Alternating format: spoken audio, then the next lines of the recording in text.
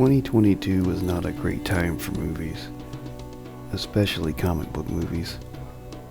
Marvel's Phase 4 has been an unprecedented disappointment for fans, noticeably Thor: Love and Thunder and Multiverse of Madness. It's been speculated for some time now that comic book movie fatigue has set in with audiences, and that's true even for myself. Until Black Adam.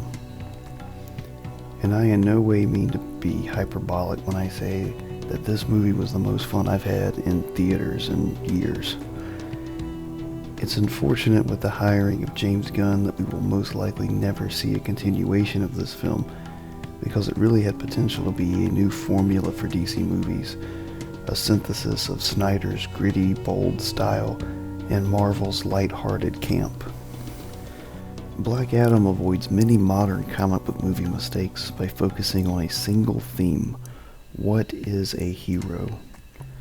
The film presents us with three answers to this question in the forms of Hawkman, Dr. Fate, and Black Adam himself.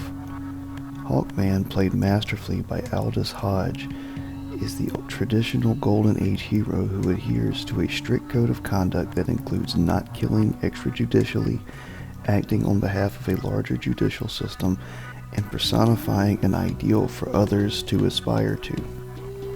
He serves as a foil to Black Adam's old world view of justice, that being to kill those who do wrong and let the gods decide their ultimate fate.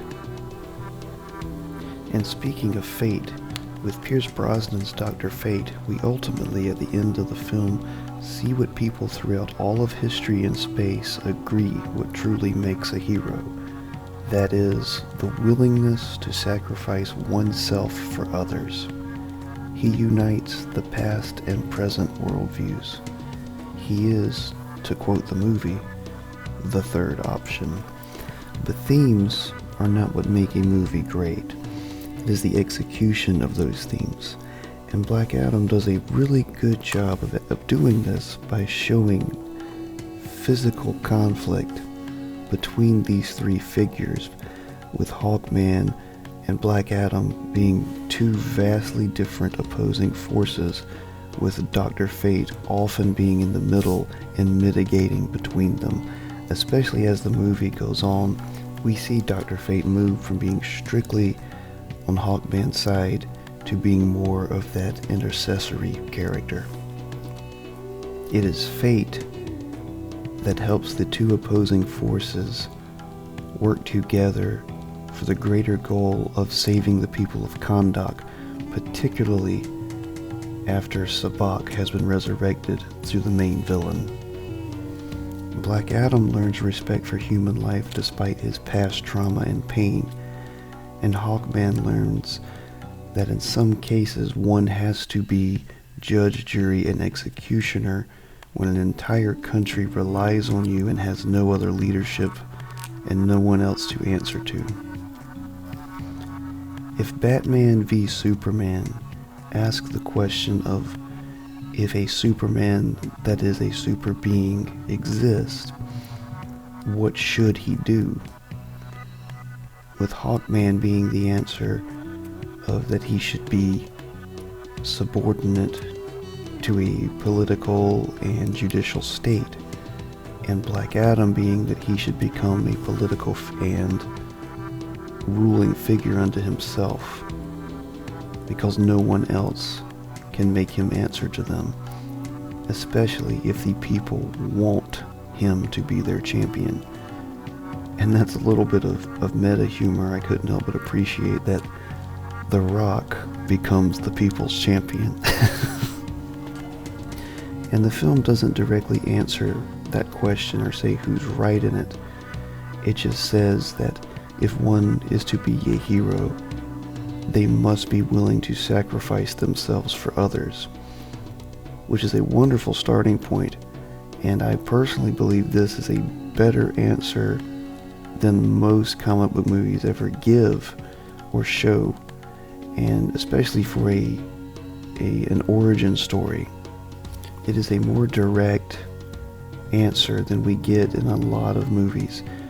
In Iron Man 1, you get guilt and realization from Tony Stark that his company has been developing weapons that are used basically just to cause more wars. But it isn't until his final act in Endgame that we see that Tony Stark has learned this lesson, that a hero is the one who will make the ultimate sacrifice. And we saw it in Captain America. I mean, that's the origin story of Captain America, is he already had that ideal. He didn't have to learn it. And I just really think with Black Adam, they did a marvelous job of showing how that ideal over everything else, over every good intention, over every good act, is what really matters. Because when you have that as your intention, which is a willingness to sacrifice yourself for others, it makes it very hard to become a villain. Particularly when those others are every single person on the planet and not just those you deem worthy. Anyway, I'll be doing a longer defense of Black Adam in the near future, but I just had to get these ideas out. I was genuinely impressed by the film,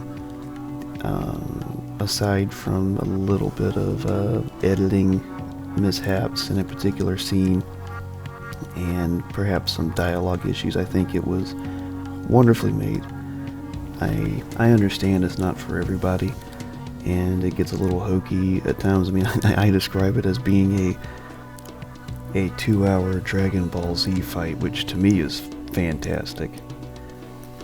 And I'd really like to applaud Dwayne "The Rock" Johnson. I think it's one of his better roles. He really showed a lot of restraint and held back and let the more experienced actors do their thing. He kind of played a Arnold Schwarzenegger Terminator 2 role, which I have no problem with. Kind of this more stoic, stand back-ish, fish out of water, which makes sense because he's a 5,000-year-old guy that's been put in the modern world and is reacting to it.